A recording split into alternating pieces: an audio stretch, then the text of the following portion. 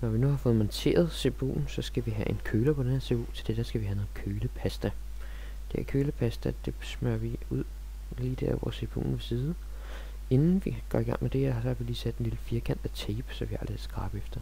Vi laver en lille linje af kølepasta øverst, og trækker det ud i et meget tyndt lag med et kreditkort eller et buskort, som vi ser brugt her. Det tynde lag skal passe nogenlunde med tykkelsen på tapen, derfor er det en rigtig god idé at lave en lille firkant af tape der, hvor CPU'en vil sidde.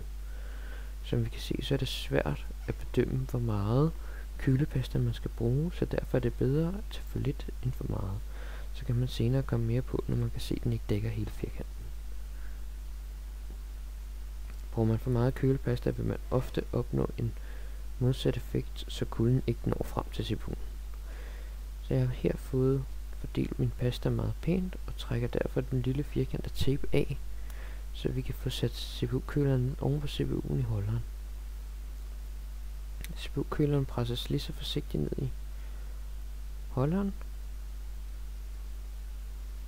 og vi skal så have en klemme på, som holder CPU-køleren fast til bundkortet.